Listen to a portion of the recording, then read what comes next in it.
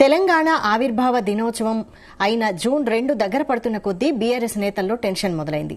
తెలంగాణ తెచ్చిన పార్టీగా ఆ రోజు ఏం చేయాలో తెలియక గులాబీ శ్రేణులు అయోమయంలో ఉన్నారు. కాంగ్రెస్ అధికారంలోకి వచ్చినప్పటి నుంచి బీఆర్ఎస్ అధినేత కేసీఆర్ ఫామ్ హౌస్ కే పరిమితం అయ్యారు. ఫారిన్ లో పార్టీ ప్రోగ్రాంలో వర్కింగ్ ప్రెసిడెంట్ కేటీఆర్ బిజీగా ఉన్నారు. ఇలాంటి తరుణంలో తెలంగాణ ఆవిర్భావ దినోత్సవ నిర్వహణపై బీఆర్ఎస్ లో సందిగ్ధం నెలకొంది. కవిత ఎపిసోడ్, కాళేశ్వరంలో కేసీఆర్ కు నోటీసులు, ఫార్ములా ఈ రేస్ వ్యవహారంలో కేటీఆర్ కు ఏసీబీ సమన్లు, ఇలాంటి పరిణామాల నేపథ్యంలో గులాబీ దళం ఎటూ పాలుపోకుండా ఉంది. తెలంగాణ తెచ్చిన పార్టీగా జూన్ 2 వేడుకలు నిర్వహించకుంటే ప్రజలు ఎలా రియాక్ట్ అవుతారో అన్న టెన్షన్ నెలకొంది.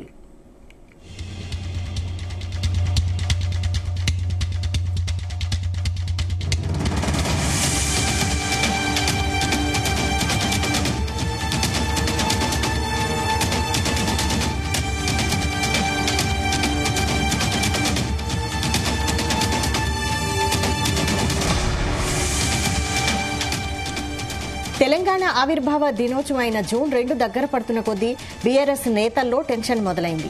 తెలంగాణ తెచ్చిన పార్టీగా ఆ రోజు ఏం చేయాలో తెలియక గులాబీ శ్రేణులు అయోమయంలో ఉన్నాయి. కాంగ్రెస్ అధికారంలోకి వచ్చినప్పటి నుంచి బీఆర్ఎస్ అధినేత కేసీఆర్ ఫామ్ హౌస్ కే పరిమితమయ్యారు. ఫారిన్ లో పార్టీ ప్రోగ్రాంలో వర్కింగ్ ప్రెసిడెంట్ కేటీఆర్ బిజీగా ఉన్నారు. ఇలాంటి తరుణంలో తెలంగాణ ఆవిర్భావ దినోత్సవ నిర్వహణపై బీఆర్ఎస్ లో సందిగ్ధం నెలకొంది. కవిత ఎపిసోడ్, కాళేశ్వరంలో కేసీఆర్ కు నోటీసులు, ఫార్ములా ఈ రేస్ వ్యవహారంలో కేటీఆర్ కు ఏసీబీ సమన్లు, ఇలాంటి పరిణామాల నేపథ్యంలో గులాబీ దళం ఎటూ పాలుపోకుండా ఉంది. తెలంగాణ తెచ్చిన పార్టీగా జూన్ 2 వేడుకలు నిర్వహించకుంటే ప్రజలు ఎలా రియాక్ట్ అవుతారో అన్న టెన్షన్ నెలకొంది. ఇదే అంశంపై మరిన్ని updates chief news coordinator Radhakrishna అందిస్తారు. Radhakrishna. Good afternoon Vaishali. June 2వ తేదీ తెలంగాణ ఆవిర్భావ దినోత్సవం ఉంది. సో ఈ నేపథ్యంలో ప్రస్తుతం బీఆర్ఎస్ పార్టీ ఆవిర్భావ దినోత్సవ వేడుకలను ఎలా నిర్వహిస్తుంది అనే దానిపైన బీఆర్ఎస్ పార్టీ క్యాడర్ తో పాటు తెలంగాణలో ఒక చర్చ జరుగుతా ఉంది. ఎందుకంటే ఇటీవల కాలంలో బీఆర్ఎస్ పార్టీకి కొన్ని అనుకోని కష్టాలు కావచ్చు, ఇబ్బందుల పరిస్థితి ఏర్పడిందని చెప్పవచ్చు. ఒకవైపు ఆ పార్టీకి సంబంధించి గత అసెంబ్లీ ఎన్నికల ఓటమి తర్వాత ఇప్పుడు కేసీఆర్ ఫామ్ హౌస్ కే పరిమితమయ్యారు. అదే సందర్భంలో ప్రస్తుతం వర్కింగ్ ప్రెసిడెంట్ గా ఉన్నటువంటి కేటీఆర్ బీఆర్ఎస్ కార్యక్రమాల్లో భాగంగా విదేశాల్లో ఉన్నారు.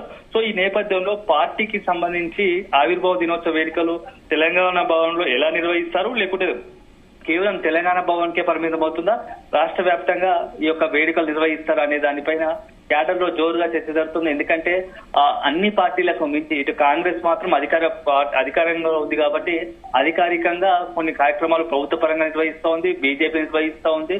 సో మొత్తం ఆయా తెలంగాణకు సంబంధించినటువంటి కొన్ని ఇతర విభాగాలకు సంబంధించిన వారు అన్ని కూడా అధికారికంగా కార్యక్రమాలు నిర్వహిస్తున్నారు. సో తెలంగాణ తెచ్చిన పార్టీగా, ఉద్యమ పార్టీగా ఉన్నటువంటి బీఆర్ఎస్ ఈసారి ఆవిర్భావ వేడుకలను ఎలా చేయబోతుంది అనే దానిపైన ఒక సందిగ్ధం నెలకొంది. ఎందుకంటే ప్రస్తుతం కొంత బీఆర్ఎస్ ఎన్నికల ఓటమి తర్వాత, అసెంబ్లీ ఎన్నికల ఓటమి తర్వాత కొంత ఇబ్బందికర పరిస్థితులు ఎదుర్కొంటుంది రాజకీయంగా.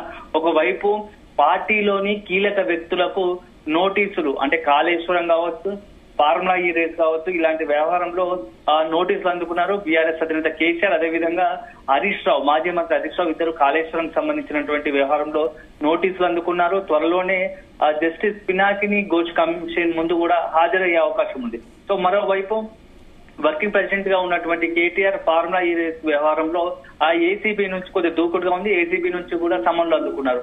సో ఏసీబీ ముందు హాజరు కావాలని కూడా చెప్పింది.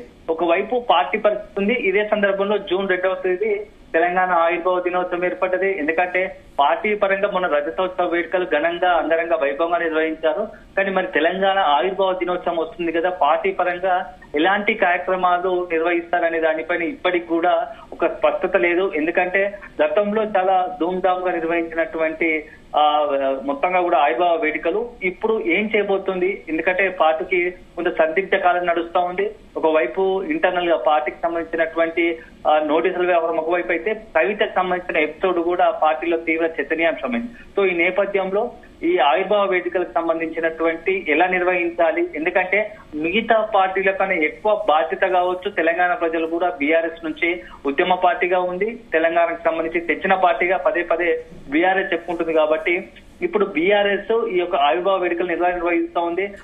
ఒకవేళ తెలంగాణ భవన్ లో జెండా ఎగరవేయాలనుకుంటే కేసీఆర్ అటెండ్ అవుతారా కారా, లేకుంటే వర్కింగ్ ప్రెసిడెంట్ గా ఉన్నట్టు కేటీఆర్ 3వ తేదీ ఇండియాకు రాబోతున్నారు విదేశాల నుంచి. సో జూన్ 2వ తేదీన పార్టీకి సంబంధించిన కార్యక్రమాలు తెలంగాణ భవన్ లో ఎవరు నిర్వహిస్తారు, జెండా ఎవరు ఎగరవేస్తారు అనే దానిపైన ఒక చర్చ జరుగుతా ఉంది. ఎందుకంటే గతంలో కన్నా పోలిస్తే ఇప్పుడు పరిస్థితులు కాస్త భిన్నంగా ఉన్నాయి. రాజకీయంగా కొంత ఇబ్బందికర పరిస్థితి. ఒకవైపు అనేక అంశాల పట్ల, రాజకీయ అంశాల పట్ల, ఇటు ఇతర వ్యక్తిగతంగా కూడా కొంత ఇబ్బందికర.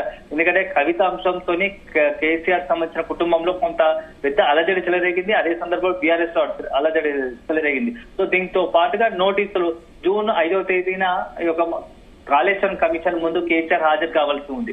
సో ఈ నేపథ్యంలో ఏం చేయబోతుంది అంటే అంగు హర్బాట లేకుండా, హడావి లేకుండా నామమాత్రంగా చేస్తే తెలంగాణ ప్రజలు, ఎందుకంటే తెలంగాణ తెచ్చిన పార్టీగా ఈ యొక్క ఆవిర్భావ వేడుకలు ఘనంగా నిర్వహించుకుంటే ఏదైనా రియాక్షన్ వస్తా, ప్రజల నుంచి ఏమనుకుంటారు, ప్రజల నుంచి వ్యతిరేకత వచ్చే అవకాశం ఉందా పార్టీ పైన అని చెప్పేసి ఒక చర్చ జరుగుతా ఉంది.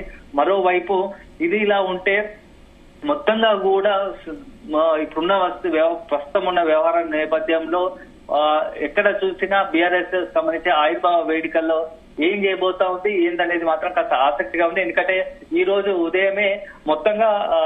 ఉదయం కూడా కేసీఆర్, బీఆర్ఎస్ అధినేత కేసీఆర్ మాజీ మంత్రి హరీష్ రావుతో భేటీ అయ్యారు. సో ఈ నేపథ్యంలో కూడా దీనిపైన ఒక చర్చ జరిగినట్టుగా తెలుస్తా ఉంది. సో కేవలం సోమవారం 2 రోజుల సమయమే ఉంది తెలంగాణ ఆవిర్భావ వేడుకలకు.